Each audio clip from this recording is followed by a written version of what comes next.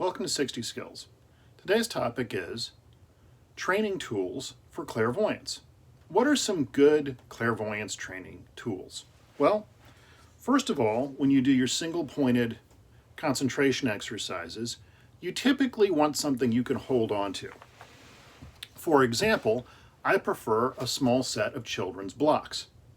Now, for this to work best, you need something that's solid. This way, when you close your eyes, as a reminder, you can run your fingers over the outline of the block. Now, you want these in a variety of shapes and colors as well.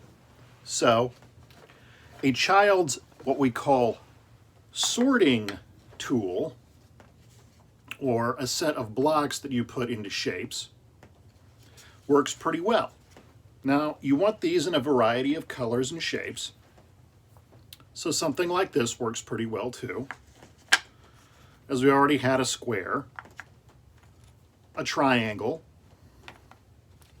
and a circle.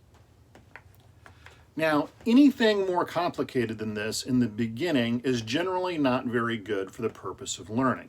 The simple fact of the matter is, the ability to hold a shape in your mind's eye is very limited in the beginning, particularly when you need to do this with great clarity. So something like this would be a little difficult. Those round edges, those are really hard to hold sharply in your mind's eye. Now, another example of things that are probably too advanced, or what we'd call bad for beginners, are things like this. You'll notice this card, if you look at it closely, the color isn't always the same. It's got little wavy lines in it. Reproducing that in your mind is incredibly difficult, particularly in the beginning stages of meditation. Also, you'll notice the wavy lines are yellow, and the rest of the figure is brown. Again, holding the details in there sharply, very, very hard. So other examples of these would be something like this. It's a circle, but it's a mix of yellow and green. This, again, is going to be hard to hold sharply in your mind's eye. Additional things, like this felt shape. It's felt, which is good. It's got sharp edges, which is good. It's basically one color, which is also good. The problem is, it's not symmetrical.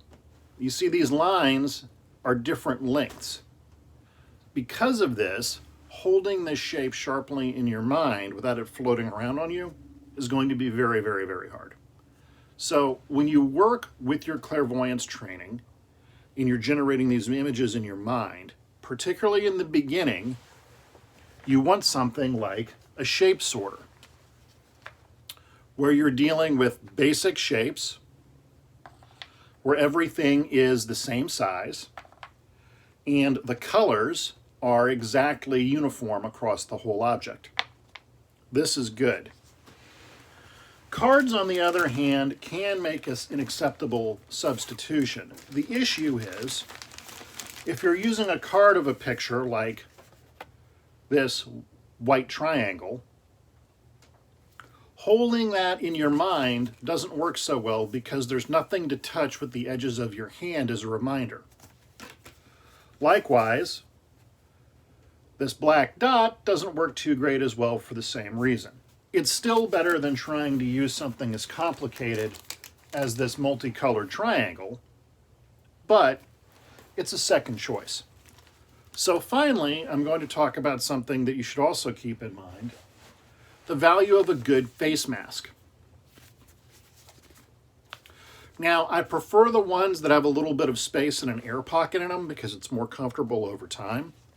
But a face mask is very valuable for blocking out outside light, because that light can be very distracting to you when you're trying to practice. Likewise, a set of earplugs is also helpful as well if you're going to try to do something in public. So these are some thoughts on training tools to aid in the development of clairvoyance. If you liked today's lecture, please hit the subscribe button down below and give us a like.